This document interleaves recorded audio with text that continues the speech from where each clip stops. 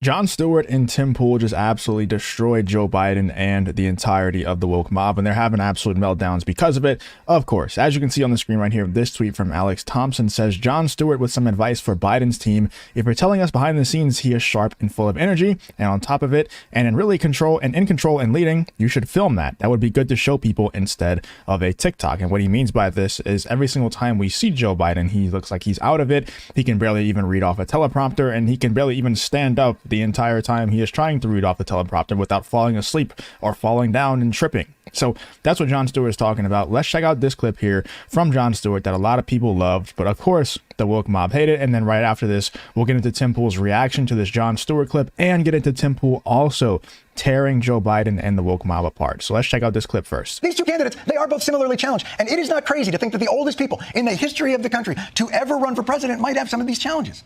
Now, Democrats will say that any criticism like this, especially of Biden, is unfair because you just don't know Biden like they know Biden. President Biden, who I've been around numerous times just in this last year, is sharp, he's focused, he's bright. He is sharp, intensely probing, and detail-oriented and focused. This is a man who is sharp, who is on top of his game, who knows what's going on. He's smart. He's on his game. I was in almost every meeting with the president, and the president was in front of and on top of it all, coordinating and directing leaders who are in charge of America's national security, not to mention our allies around the globe.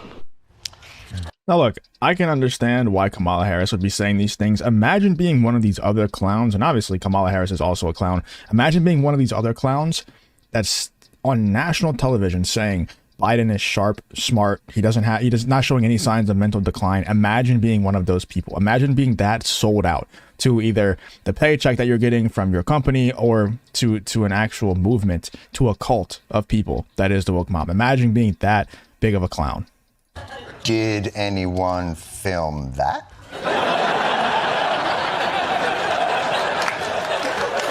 Because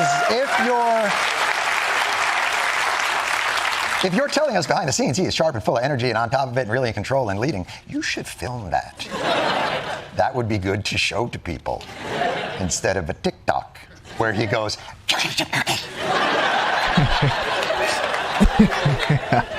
we see he's in charge. You see, cookie. Of course, when it comes to Republicans, they've got a different strategy for their 77-year-old candidate. Well, first of all, Donald Trump is not an old man. He's an old man. He is objectively an old man on a human scale. Trump is objectively old. If he was a tortoise, I would tell him as a tortoise at 77, oh, young man, go off and enjoy college. But he's not a tourist. He's not a tortoise. That is not being ageist. That is being human lifespanist. One thing we know for certain is this. Well, one thing that we also learned from this Joe Biden versus Donald Trump debate, whether or not their mental faculties are fully working and everything, is that 77 is not the same across people. Like Joe Biden's 77 is not the same as Donald Trump's 77. Like, yes, obviously, objectively, Donald Trump is old as well as Joe Biden. But as we'll see Tim Pool say later as well, Donald Trump's obviously a lot sharper than Joe Biden. Now, is Donald Trump the sharpest he's ever been in his entire life mentally? Probably not, no. But in comparison to Joe Biden, I mean, look at the man. His eyes don't even look like they have any white left in them.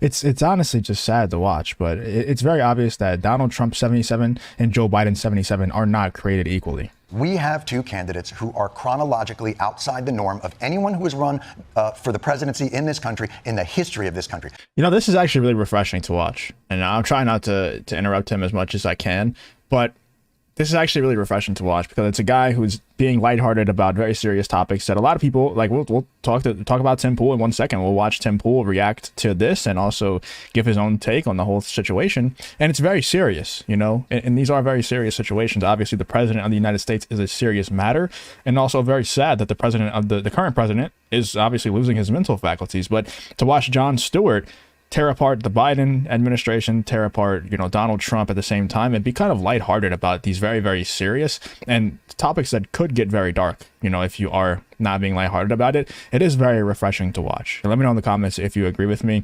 I know a lot of people got very butthurt on both sides, you know, on the Donald Trump supporter side and the Joe Biden supporter side. The woke mob got very angry at this, but also the Trump supporters got very angry at what Jon Stewart had to say. Let me know in the comments if you agree with me that this is just straight up refreshing to watch.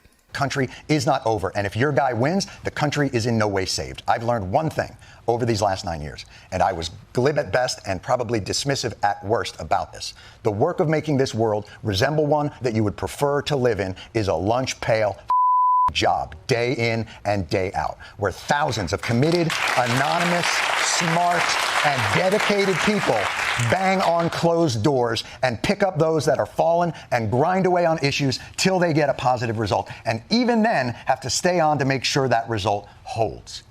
So the good news is, I'm not saying you don't have to worry about who wins the election. I'm saying you have to worry about every day before it and every day after, forever. Although, on the plus side, I am told that at some point, the sun will run out of hydrogen. Yeah. All right. That was, like I said, a great clip. I really enjoyed that entire speech from Jon Stewart there. Very lighthearted on topics that could be, you know, not so lighthearted if you actually take them as serious as some people. And speaking of being serious about it, as they can be taken seriously. Let's check out what Tim Pool had to say about that Jon Stewart speech. We'll just watch the first minute or so of this video right here, because that is where Tim Pool talks directly about the Jon Stewart speech that we just watched. Jon Stewart is back, ladies and gentlemen. That's right. The Daily Show host launched his return the other day. In his segment talking about the aging presidential candidates we have, he makes fun of Joe Biden for talking about liking chocolate chip cookies or something like that. All in all, it was actually a pretty good segment, I must admit. Jon Stewart's a funny guy. And he points out how all these Democrats keep saying, Joe Biden is vibrant with strong mental acuity. And I got to hand it to him. He goes, could you film it? Maybe? So we can see that? Because all we're getting is the guy on TikTok saying he likes chocolate chip cookies. But why, my friends? The real question is, why is Joe Biden on TikTok in the first place? This is the big news, and it's more than just Donald Trump is gaining ground with young voters. Young voters are going Republican. It's more than that. It is a dramatic shift in what the GOP represents.